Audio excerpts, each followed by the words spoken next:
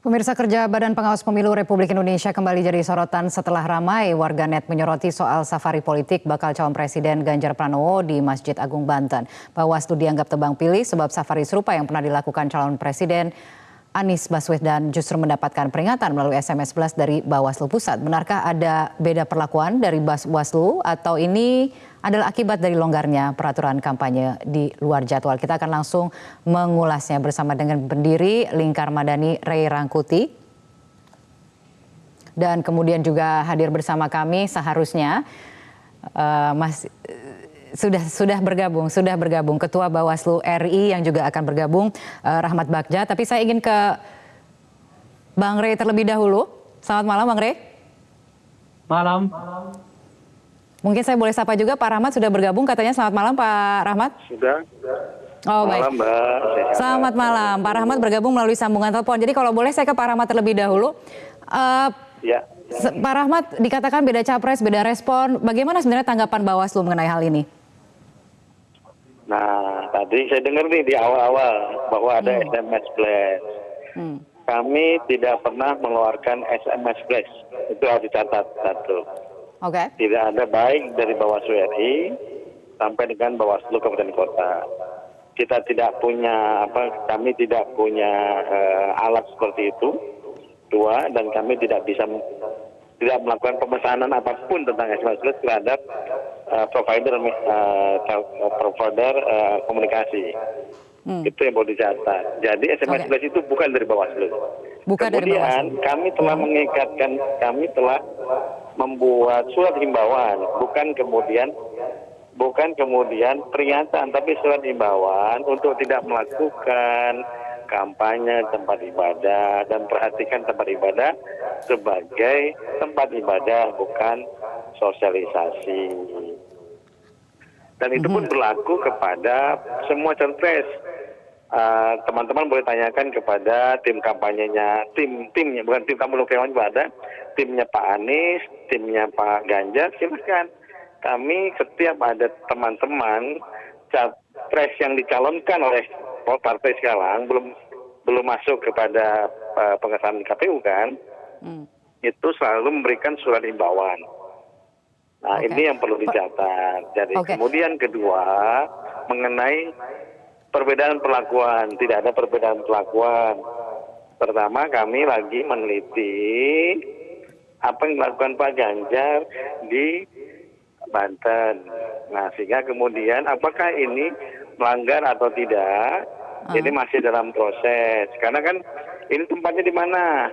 Kami dapat ini laporan hasil pengawasan, hadir di situ Bawaslu. Jadi bukan hanya Mas Anies yang ada Bawaslunya untuk mengawasi, tapi di timnya ketika Pak Mas Ganjar juga melakukan kegiatan untuk melakukan sosialisasi, kami selalu ada. Jadi kami ada laporan dari bawah dan ini kita lagi kaji apakah kejadiannya di tempat ibadah atau di pelataran masjid atau bagaimana, atau masuk pelataran masjid. Nah ini lagi dikaji sama teman-teman. Kami arahkan bahwa jika ada itu termasuk wilayah kompleks masjid, diharapkan tidak melakukan sosialisasi di situ. Dan prosesnya begitu cepat kata teman-teman pengawas. Oleh sebab itu kita cek nanti Mbak satu persatu kejadiannya. Jadi perlakuannya sama apa yang kemudian terjadi, ingat gak di Aceh, di Banda Aceh Mas Anies. Jadi kami mengingatkan kepada timnya Mas Anies. Gitu.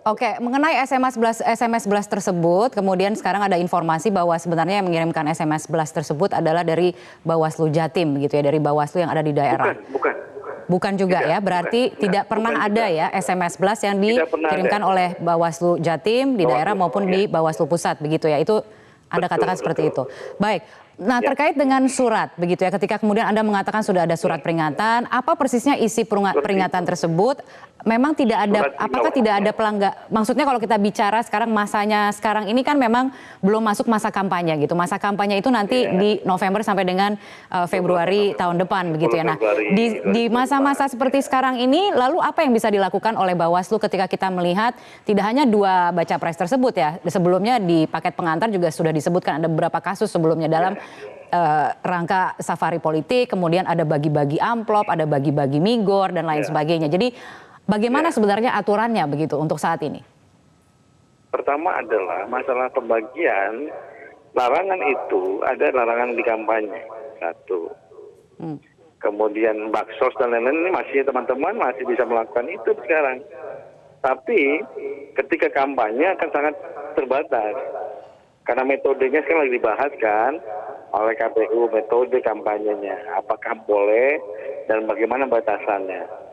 Sekarang masa ini adalah masa sosialisasi.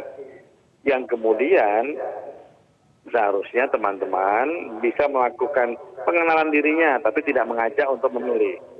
Kesepakatan kami dengan KPU bahwa dalam tahapan ini adalah tahapan untuk memperkenalkan diri. Oke. Bukan untuk mengajak masyarakat memilih yang bersangkutan. Ini yang menjadi batasnya. Oke. Dan Baik. kemudian kami harapkan ya teman-teman juga menjaga netralitas tempat ibadah, tempat pendidikan dan fasilitas pemerintah yang dipakai oleh pemerintah. Ya. Bukan yang kemudian disewakan Mbak ya, kayak GOR misalnya kayak seperti GBK itu kan boleh karena fasilitas itu malah disewakan, itu boleh. Nah, yang tidak boleh adalah gedung pemerintah, kantor gubernur, kantor bupati dan lain-lain. Nah, ini yang kemudian dibatasi. Bagaimana kemudian kalau tidak disengaja begitu? Artinya ketika kemudian kalau kita bicara kegiatan gitu ya, safari politik atau kegiatan atau aktivitas yang dilakukan mengingat bahwa misalnya bakal calon presiden gitu, ada Ganjar Pranowo, ada Anies Baswedan, ada juga Prabowo Subianto yang pastinya setiap kali mereka mendatangi suatu tempat itu pasti akan menimbulkan kerumunan gitu. Jadi tidak disengaja begitu ya. Nah, itu seperti apa batasannya? Apakah masih dianggap ada pelanggaran atau tidak? Sampai sekarang kami selalu melakukan himbauan untuk tidak melakukan kampanye. Kampanye itu, Mbak, dalam batasan dari undang-undang adalah ajakan pembeberan visi misi dan program kerja dan juga citra diri. Apakah terpenuhi atau tidak? Nah, itu kampanye. Kalau terpenuhi berarti kampanye. Kampanye di luar masa kampanye. Dan jika terjadi pelanggaran terhadap tahapan sosialisasi, maka dianggap sebagai pelanggaran administratif. Apa yang bisa dilakukan? Teguran. Kemudian menjadi catatan kami terhadap pengawasan yang lebih intensif ketika masa kampanye. Karena yang bersangkutan punya sejarah melakukan perbuatan pelanggaran administratif. Itu yang bisa dilakukan itu. Kalau pidana itu masih sekarang pidananya masa pidana pencalonan tahapan ini. Sosialisasi tidak. Dalam masa kampanye baru dikenal pidana. Larangan dalam kampanye itu dalam pasal 280 itu ada yang beberapa dikategorikan sebagai pelanggaran pidana pemilu. Baik, saya beralih dulu kalau begitu ke Bang Rey. Bang Rey. Siap.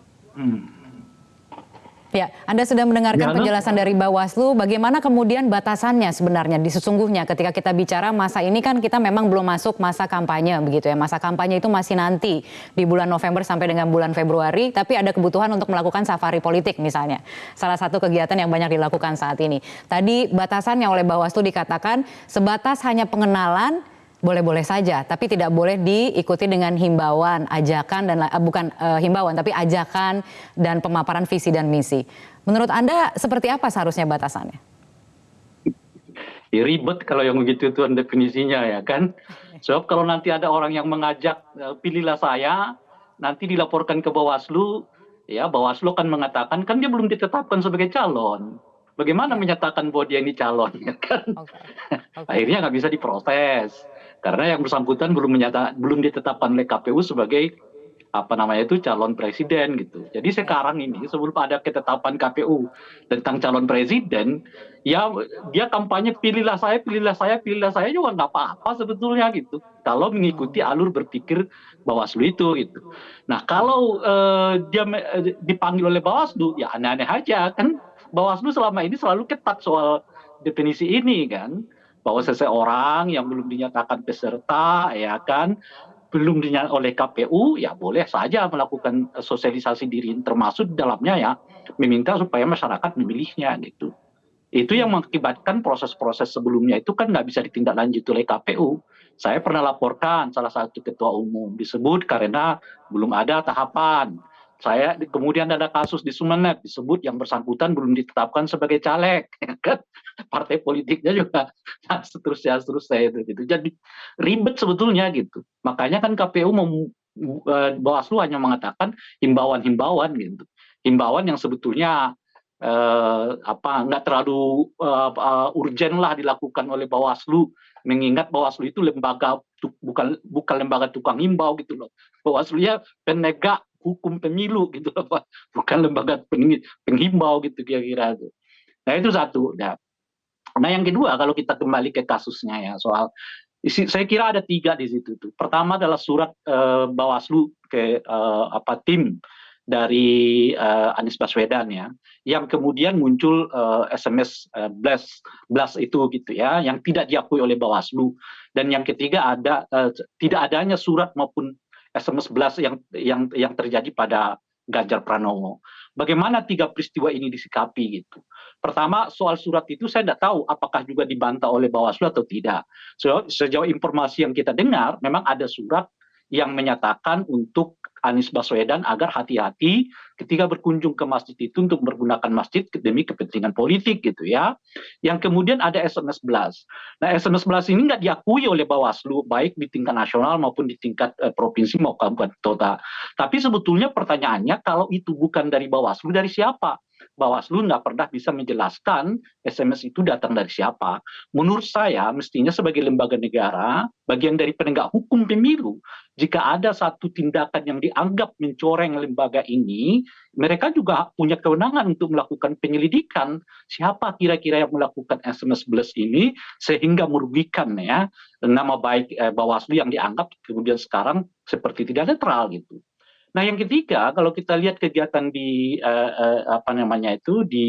Ganjar dipersembahkan oleh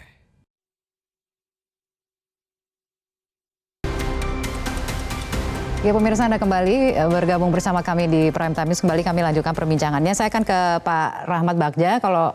Kalau begitu saat ini yang masih bergabung bersama kami melalui sambungan telepon untuk menanggapi apa yang tadi sudah disampaikan oleh Bang Rey begitu ya. Sekarang ini kan begitu banyak kerumitan begitu, apalagi ketika misalnya karena belum masuk tahapan pemilu, ada banyak sekali peristiwa-peristiwa yang akhirnya hilang begitu saja, yang artinya lewat begitu saja, dan ini bisa menimbulkan penafsiran yang berbeda-beda begitu Pak Rahmat. Termasuk salah satunya adalah soal SMS blast yang tadi sempat kita bahas bersama-sama dan tidak diakui oleh Bawaslu Pusat. Padahal SMS blast itu mengatasnamakan Bawaslu Jawa Timur begitu. Nah, apakah kemudian akan ada tindak lanjutnya? Apakah kemudian akan diselidiki siapa sebenarnya yang mengirim SMS blast itu? Ya, bisa saja ditindaklanjuti, kita akan lihat nanti. Kami sudah minta ke Bawaslu Jatim untuk kemudian ini siapa yang menyebarkan ini, mereka tidak ada. Kemudian ke Bawaslu Kota Surabaya pun tidak ada. Tapi ya kemudian kalau lihat surat imbauannya, itu surat imbauan ada. Kalau surat imbauan ada untuk tidak melakukan kegiatan kampanye tempat ibadah, itu disampaikan. Kemudian juga ketika Mas Ganjar ada di Banten. Tadi statementnya Bang Rey harus kita perbaiki.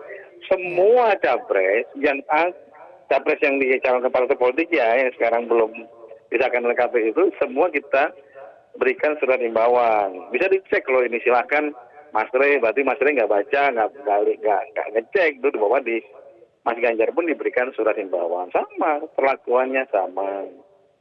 Nah kemudian kenapa tidak terbukti? Karena memang aturannya bermasalah. Kita harus bilang bahwa aturan ini dibuat dengan masa kampanye 7 bulan. Masa suksesnya 1 bulan. 1 sampai 2 bulan. Sedangkan aturan yang sekarang masa kampanye 75 hari. Kami sudah mengingatkan KPU untuk membuat aturan kampanye. Kami sudah mengundang KPU. Kami sudah bertemu 5 kali. Tetapi PKPU-nya tidak keluar-keluar. Nah, jadi karena yang membuat aturan tentang itu adalah KPU, bukan Bawaslu. Kami mengusulkan kepada KPU untuk secepatnya melakukan ini. Nah, nanti kita tunggu nih aturannya keluar di masa bulan ini keluar nih aturan tentang tahapan sosialisasi. kami harapkan ini bisa menjawab kebuntuan ya terhadap proses-proses yang ada di Badan Pengawas Pemilu. Apakah ini terjadi tahun 2019? Terjadi tahun 2019. Bukan kemudian juga tidak terjadi tahun 2019. Namun tahun 2019 masa kampanye 7 bulan sehingga tahapan sosialisasi ini tidak menjadi satu hal yang penting itu pada saat itu. Nah sekarang jadi penting karena sosialisasinya 10 bulan. Nah itu yang kemudian kami sampaikan kepada KPU dan kami sampaikan kepada Komisi 2. Nah itu sebatas yang kami bisa lakukan. Dan kami sudah sampaikan kepada teman-teman yang ada. Ini harus dibuat loh. Tidak ada kemudian yang perhatian juga terhadap masalah ini. Ya nanti akan kejadiannya nggak bisa terbukti. Tapi kami ingatkan bahwa ada namanya pelanggaran administratif.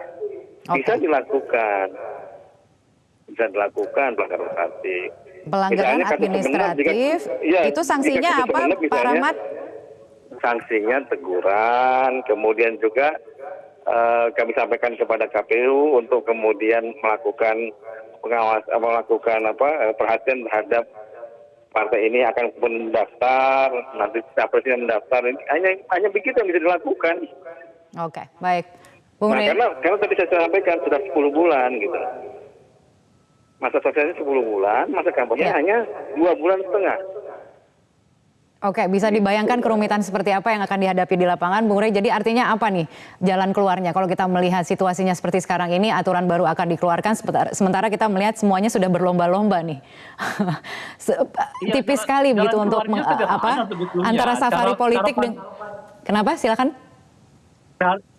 Cara keluarnya sederhana, cara baca di Bawaslu yang harus diperbesar. Nah, ini kan Bawaslu ini hari demi hari memperkecil bacaan dia terhadap undang-undang itu, memperkecil bacaan dia terhadap spirit membangun demokrasi yang lebih bagus, lebih baik, lebih berkualitas dan sebagainya gitu. Sehingga dengan cara menyempitkan itu maka ujung-ujungnya nanti mentok belum ada tuh aturan dari KPU, aturan barunya gitu. Sementara KPU-nya menganggap bahwa aturan yang lama sebetulnya udah cukup memadai untuk dijadikan sebagai dasar untuk melakukan katakanlah semacam penertiban terhadap berbagai gejala sosialisasi yang menyimpang gitu ya, yang yang menurunkan kualitas demokrasi kita gitu. Nah, misalnya apa gitu ya, apapun bentuknya, sosialisasi apapun, kalau rumah ibadah, ya misalnya gitu ya, cara berpikirnya itu, rumah ibadah, tempat pendidikan, yang ketiga adalah kantor-kantor pemerintah gitu, tidak boleh dipergunakan untuk aktivitas politik macam apapun gitu. Sesederhana itu sebetulnya cara memahaminya. Mau dia menyebut itu sosialisasi, mau dia apalagi dia menyebut itu kampanye, mau menyebut dia itu memperkenalkan diri, selama itu rumah ibadah, kemudian tempat pendidikan, kantor pemerintah, segala aktivitas yang berbau politik itu harus ditiadakan gitu. Nggak boleh itu. Itu sederhana itu.